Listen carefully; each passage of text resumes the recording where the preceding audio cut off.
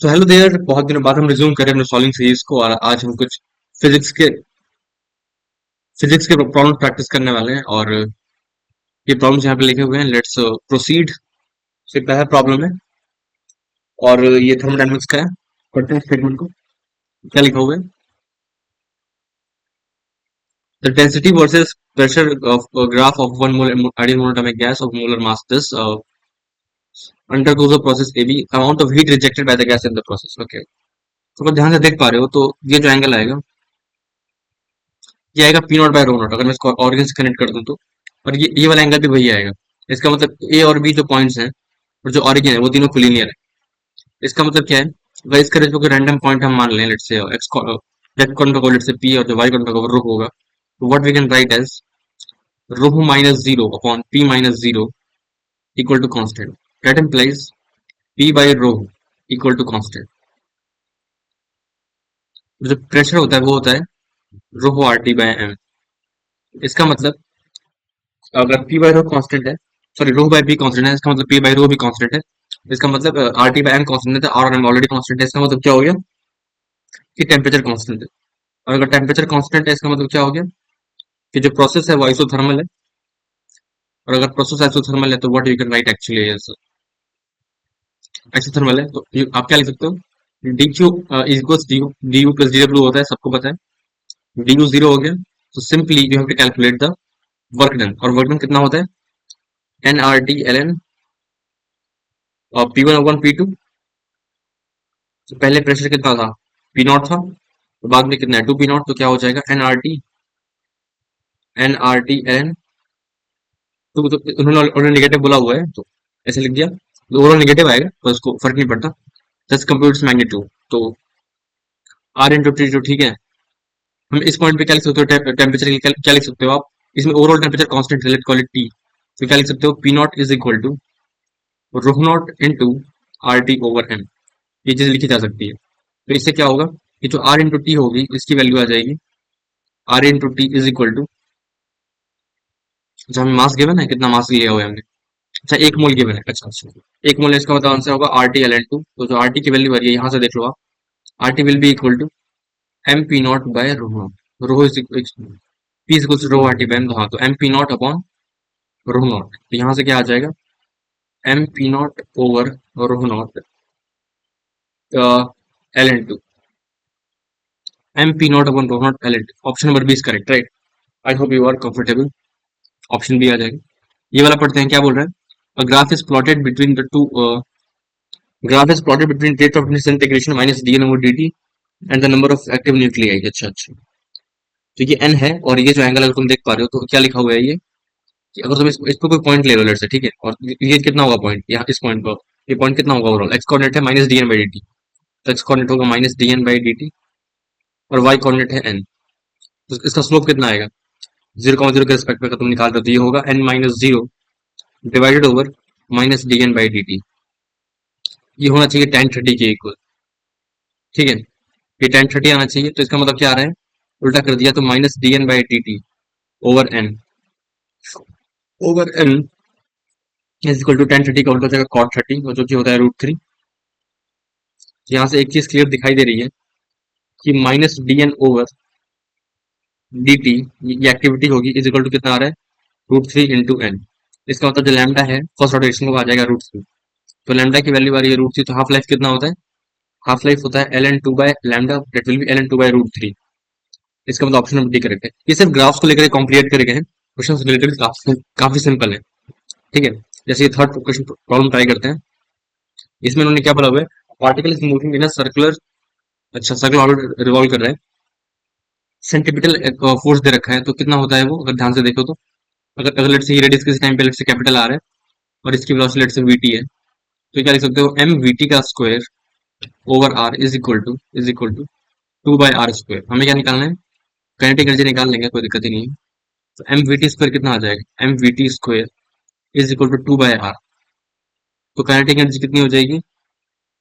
Half M V T square होती है, तो half M V T square is equal to आ जाएगा 1/r, ठीक है।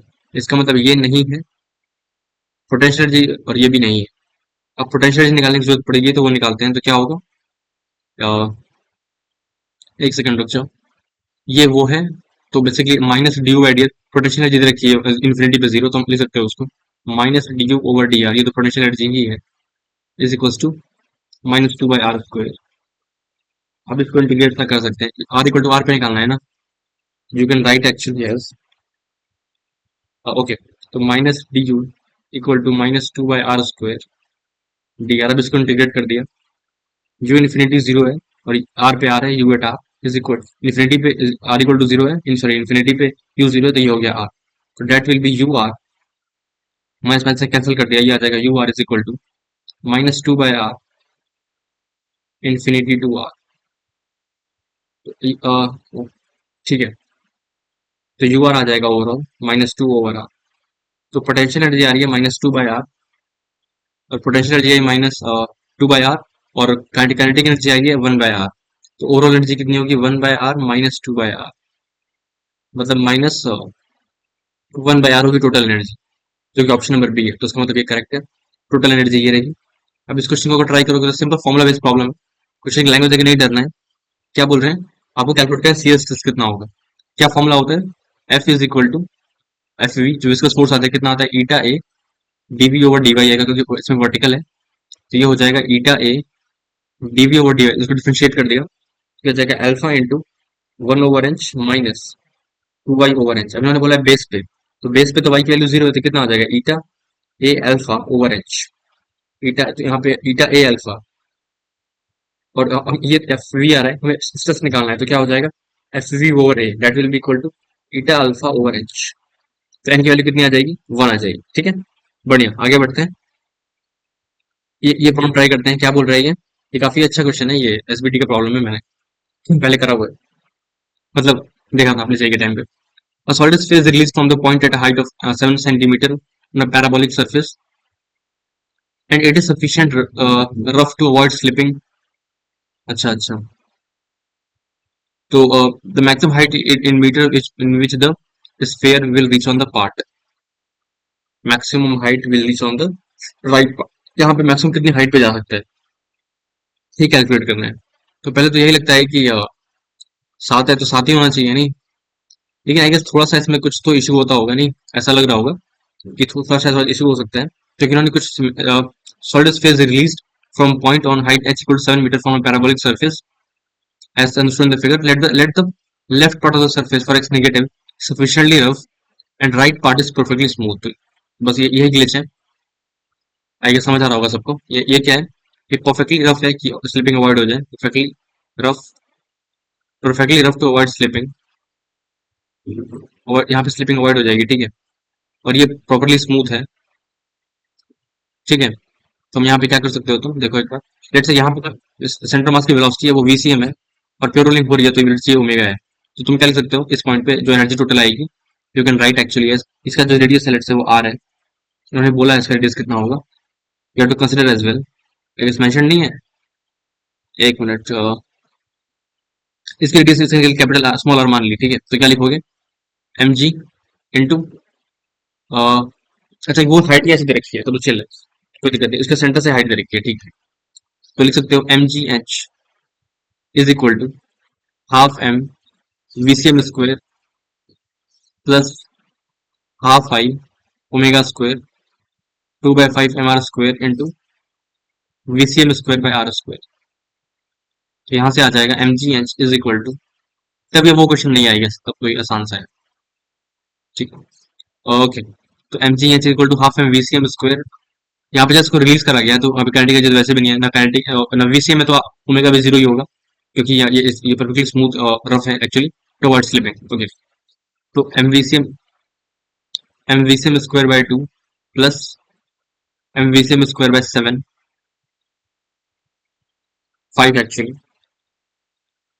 तो ये आ जाएगा 7/10 M V C M square, तो that will be equal to M G H is equal to 7/10 M V C M square, यहाँ से आ जाएगा V C M square is equal to 10 ji H over 7, तो इस point पे हमने velocity calculate कर ली है। अब जब ये ऊपर जाएगा, ठीक है, तो बस वीसीएम जीरो होना चाहिए, क्योंकि जो सेंटर ऑफ मास के पास जो वेलोसिटी है उसी के थ्रू ये ऊपर जा रहा है, क्योंकि ओमेगा जो बॉडी के पास इनिशियली होगी वो चेंज नहीं होगी, जो ओमेगा पहले बॉडी के पास है इनिशियली, बस वीसीएम इंटैक्ट, वीसीएम पे अंतर पड़ने वाला है, क्योंकि कोई जब कोई फोर्स नहीं है जिसका टॉर्क आ रहा है, तो ओमेगा इक्वल टू कांस्टेंट रहने वाला है। इसके बाद जो ओमेगा बॉडी के पास आ जाएगा वही ओमेगा कैरी आउट रहने वाला है, क्योंकि फ्रिक्शन तो है ही नहीं।